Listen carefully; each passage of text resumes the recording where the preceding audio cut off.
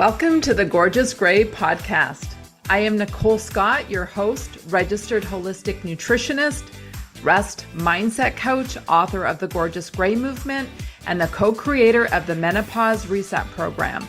In this podcast, we have real conversations about aging as a woman and all the pressure and uncertainty we feel as we head into menopause and beyond.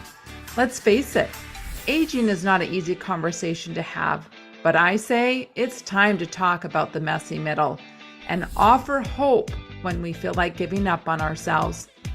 Let's talk about our fears around gray hair, our muffin tops, and even our dry, itchy vaginas and everything in between. I will help you reconnect to your feminine energy and offer real solutions from experts in their field to navigate aging as a woman.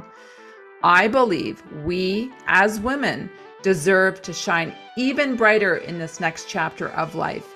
So with a sense of humor and a lot of compassion, let's dive into these vulnerable conversations.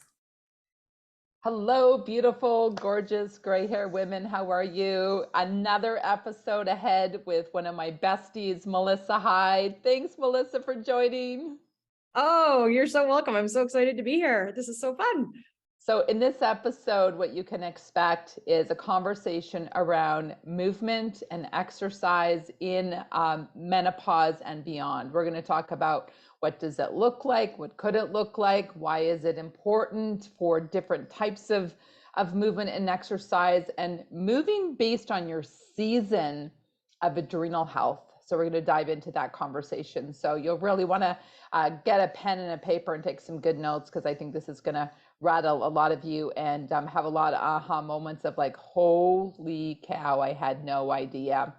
Melissa Hyde has been a personal trainer for over 35 plus years, background in kinesiology and lots of different advanced courses to learn about menopause and metabolic programming and movement and muscle testing.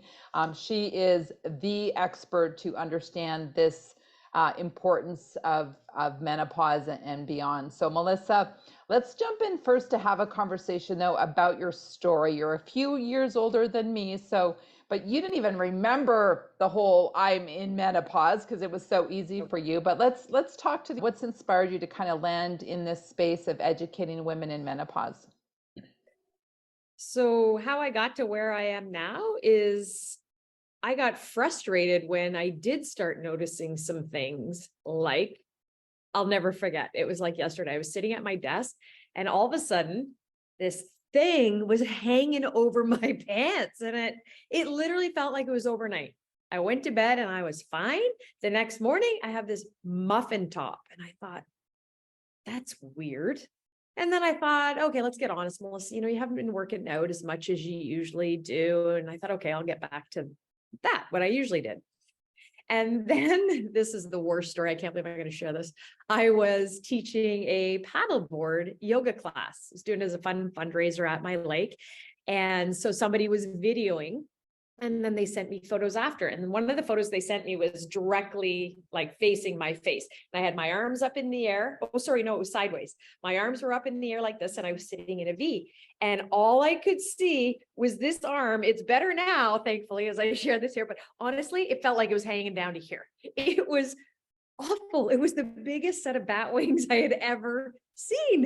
And I thought, again, where did this come from? It was fine last night before I went to bed, because I would not have been wearing a tank top if it looked like that. So again, I thought, okay, Melissa, you're just not doing the work as that you usually do, because I'd been living at the cottage for a few months, then it was summer. And so I got back to what I knew, and what I knew was no longer working. I could not get those results. I couldn't melt away this muffin top and tone up my arms. And all of a sudden I started thinking, maybe is this menopause, this weight gain that I heard about? So I just started doing more research and taking more courses and learning, because I realized what I was doing in my 20s and 30s was no longer working for me now in my 50s. And during that process, I realized how confusing it is for us menopause women to get the right information. There's so much contradictory information out there, right?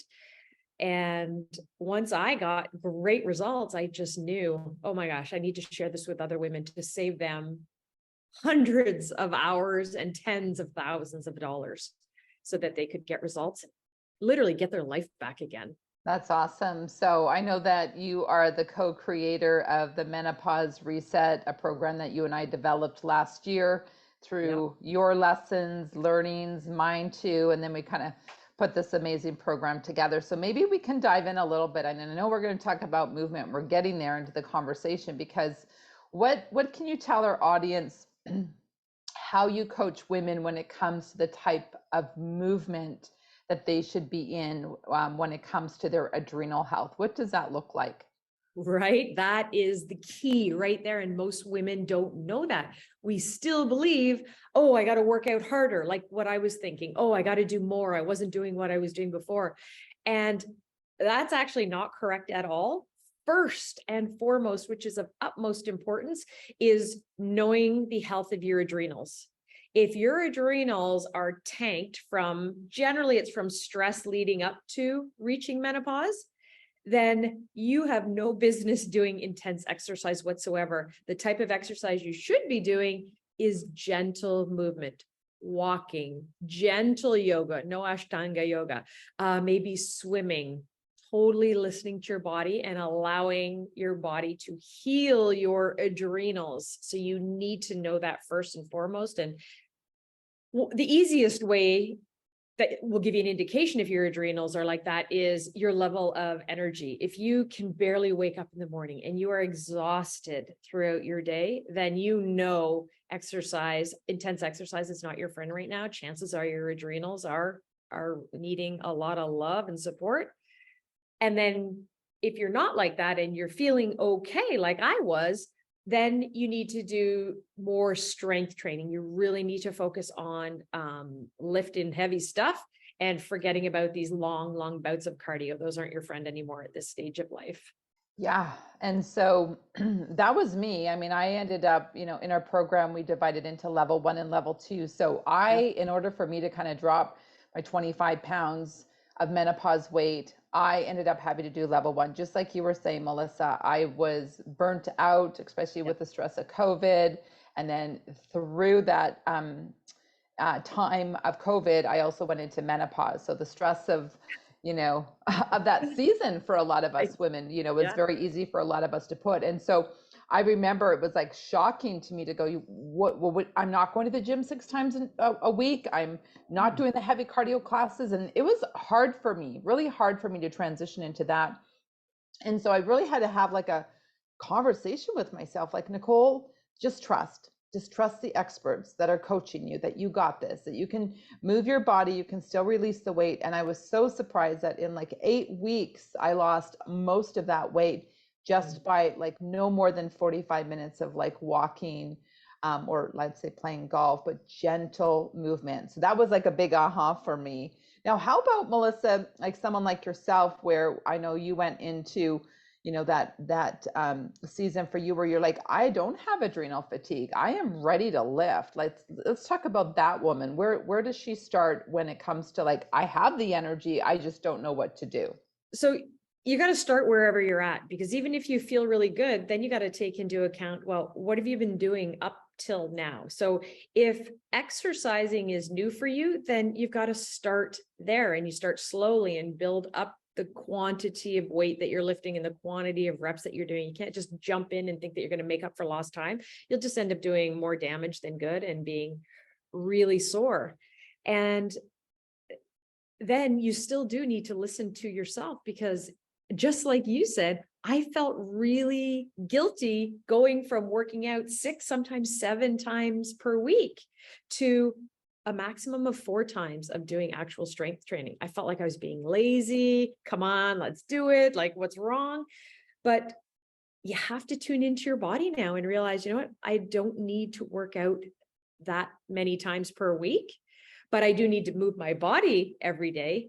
Sometimes it's gentle, sometimes it's strength training when your adrenals are okay, and learning to listen to that. So what I found for myself, and it's only like in the last, I guess maybe even a year, 2 years, that I'm actually listening to my own advice and listening to my body, that I have stopped working out that many times per week, that I am only doing strength training 4 times per week tops. I usually do Monday, Tuesday, and then something else on Wednesdays, like yoga, and then Thursday, Fridays, and then I'll just do other types of movement. I'm always moving, definitely. I'm not sitting all day every day, but the intense strength training, I've reduced it significantly, a number of days, and even the quantity of time. I just don't have that same energy to work out for a solid hour anymore.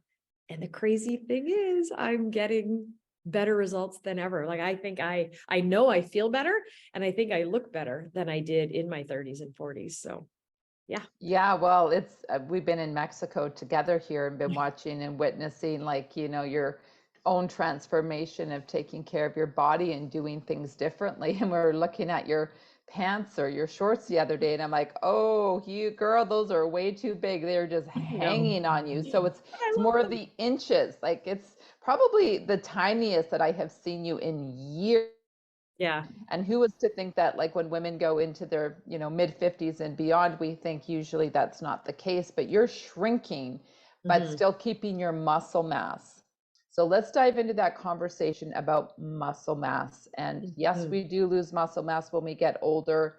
There are some things that we can do. And maybe you can talk about a little bit about the importance of protein that we have learned, Mhm. the amount, and why strength training is so important for a woman in menopause when they start to get their energy back and support their adrenals.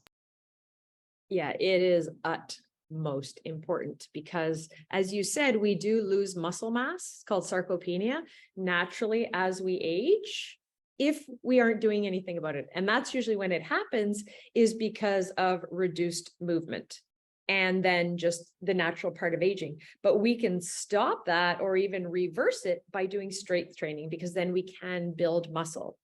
And your point about protein, well, we need to eat the right amount of protein in order to have the building blocks for our body to build muscle. And that's another thing that most women tend to do as they age, is they seem to lose their appetite. I don't know if we're just sick, like me, I'm sick of being in the kitchen. I don't want to do that. I'm not that hungry or whatever. So we stop consuming less calories and less calories of protein. And then it just adds to that aging process of losing muscle mass. So we really need to focus on getting adequate protein. And it varies based on your weight, how much, but on average, I try to get my clients to eat 100 grams of protein per day. So that's why I love smoothies. They are delicious, they are easy, and it's an easy way to get a lot of protein in for each meal. So getting the nutrition in order to help your body build the muscle, because you can work out, but if you are not eating the protein, you're not going to get the results from it. And the muscle is so important because if you're lifting weights, that's the muscles are putting stress on your bones. So that's going to help those bones get stronger instead of going down towards osteoporosis, which again is a natural part of aging if we're not doing anything about it. And if you're strength training, you've got more muscle, so you've got stronger bones. So that is going to give you more strength for just daily activities. It's going to give you more range of motion. It's going to give you better balance. It is going to prevent injuries because you're going to have, because of that better balance, you're not likely to fall as often. If you do fall, you literally have more padding around your bones, so they're less liable to break. They're also more dense, so they're less liable to break, which means less hospital visits, less surgery, less complications post-surgery, less loss of independence is really where I'm trying to wake women up. It's not just about how you look in the mirror. This is about long-term independence. And people say, oh, I don't have time to work out, right? All the time. I'm sure you hear that too. And then I say, well, then you better make sure you have time to wait for people to come and help you when you don't have that independence anymore. So it can be a really bright future or really scary if you don't take care of yourself now with strength training and eating properly.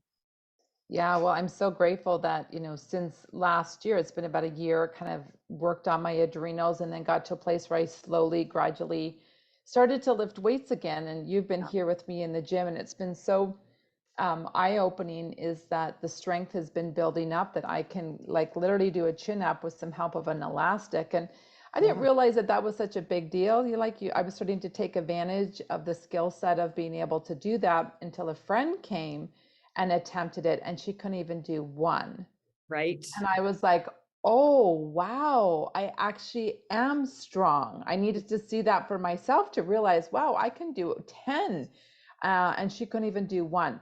And not Mhm. to put her under the bus or anything, but that would have been me a year ago. That would have been me a year ago of not doing the weight training, and not taking care of my body the way that I needed to. So it's a gradual shift and a change, and I want you women to know that if you are seeing women out there in the gym and they're doing some pretty big stuff, know that that has taken them a long time to develop. Just right, like, 'cause, I Yeah. mean, I attempted to do a chin up without the band because it's not available, and I literally had to like jump and push myself up, and I held myself out there, and then I dropped down and I tried to lift up on my own, and I was like, nope, not there yet. But it's not to Right. say that I'm going to give up, but it is really a big deal to do certain strength moves, right?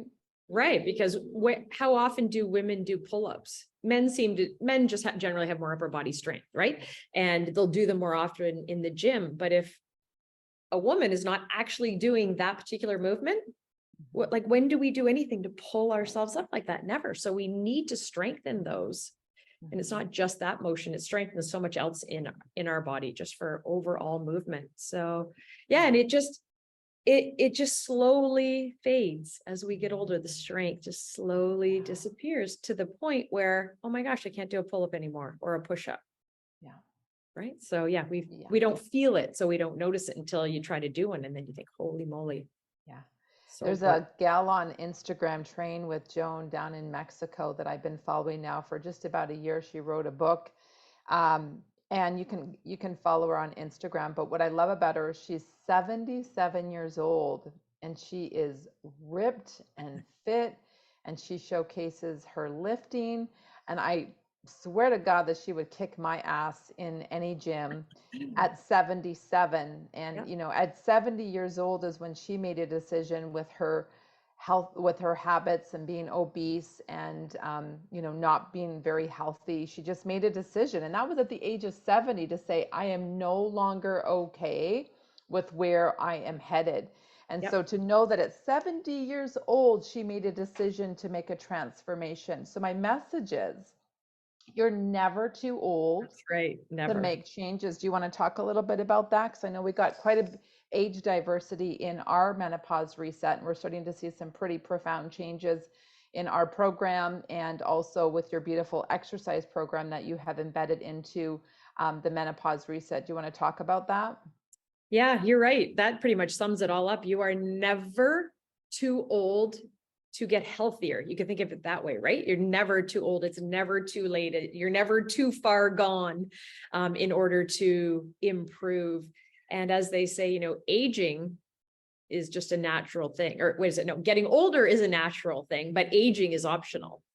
So there's lots of people that do not look or act their actual age because they're taking care of themselves. So when's the best time to start? Now. Don't worry about what you haven't done. Just start now.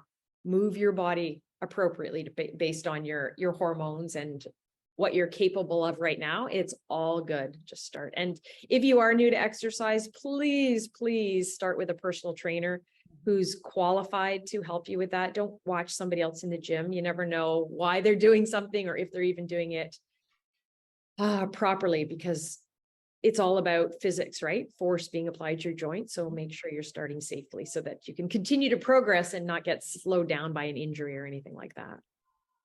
What's your favorite success story in the Menopause Reset program so far to date that you could share with our listeners who are been thinking about joining the Menopause Reset program, but they're always saying it's not the right time, it's not the right time? What's your favorite story that you could share? Oh, only one? Only one. Oh, there's one because I just remember the words that came out of her husband's mouth. And she had started the program. She'd been, I guess, 4 weeks in, and her husband had been away from work. And He came in and she says, and I quote, his jaw dropped and he said, "Oh my gosh, you look amazing. What have you been doing?" So for a woman to get that from her husband is so rewarding. And then one other story is just someone who has dealt with weight their entire life, being from a family member. Actually, it started this, a negative comment towards her. So she has always felt less than because she was heavier as far as this family member was concerned, and called her whatever name. To date, she still hasn't shared it because it's such a traumatic event for her.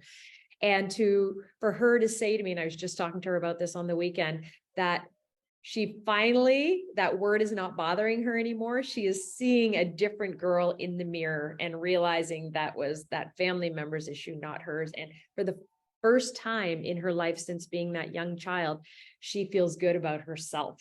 And I'm like, because that's what this program is about. Yes, we talk about weight loss because that's such a pain point for women, right? It's the number one thing. Oh my gosh. And I said it. Where'd this muffin top come from? Where'd these bat wings come from?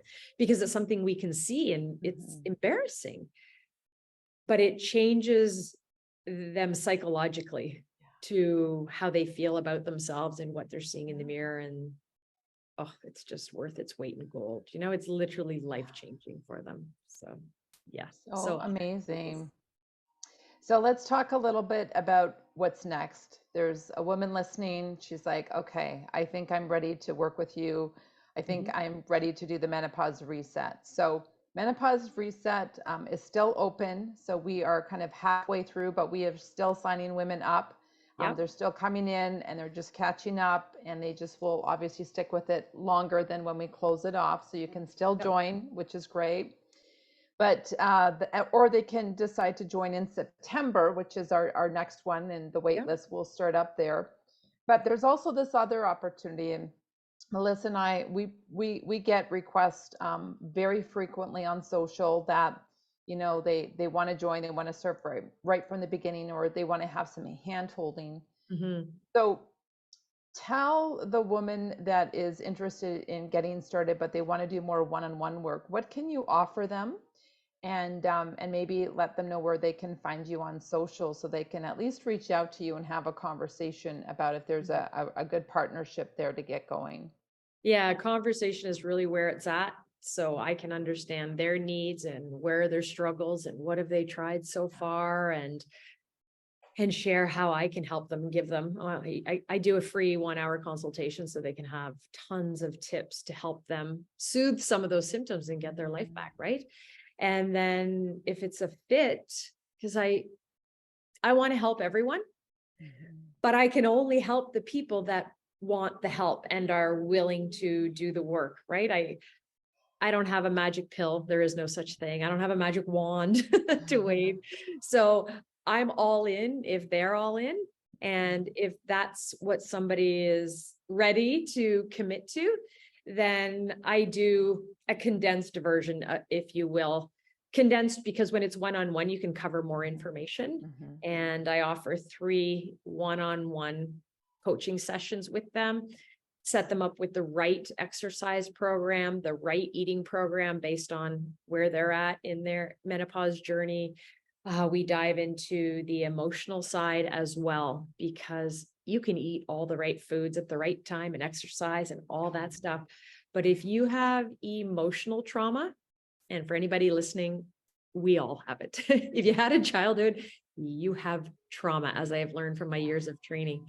So we need to dive into that, because 50 is this magical age when our bodies, prior to 50, our bodies can deal with trauma. Probably it's a safety mechanism because we're dealing with raising a family often then, or building a career, right? And we can't deal with this emotional trauma that we've experienced. But as of 50, this emotional trauma, if not dealt with, can begin to manifest itself physically. And for women, it's usually in our heart chakra. We're not healing the relationships that have hurt us. We are not following our dreams. We are not doing what brings us joy. And when we're doing that, it's blocking this heart chakra. And the organs that get impacted by that is our heart, our lungs, and what's the other one? Our heart, our lungs, and our breast health, of course.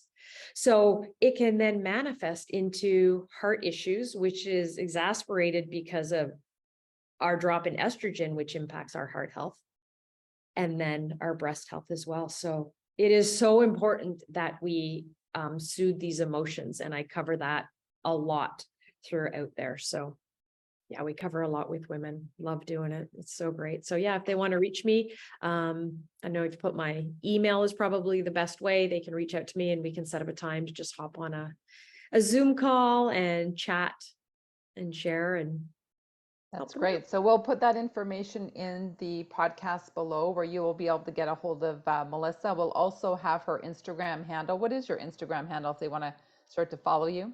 Yeah, sure. It's just Melissa Hyde. It's the muffin top reduction expert. Just have fun with that. I love it. I love it. Well, thank you so much for Melissa for just giving us some insight to your menopause story and the challenge that you faced and how you were able to overcome it, and how you as a personal trainer even had to change up your exercise program and even getting better results now in your mid 50s than you did, in your 20s and 30s and 40s, which is incredible. So congratulations to your own success. Congratulations to the Menopause Reset and creating such a brand and image out there for the world and for women that are looking for some, really factual, step-by-step, would you say tools to get them on the right track and reduce symptoms. So I'm so excited about this podcast, and women are, I think it's going to really land for them to really give them a little bit more compassion about what season they're in, so that they can maybe do some healing on their adrenals and then decide to do the right exercise with an expert such as a personal trainer like yourself. Yeah, and they can also join us too. They can join our Facebook group that we've started, the Menopause Sisterhood. So we just want to bring everyone together that's at this time of life to support resources, help, and just make this the best chapter that it's meant to be, so they don't feel alone. So join us there. Awesome. Thank you for tuning in, ladies. Have a great day. Thanks for having me, Nicole. Bye.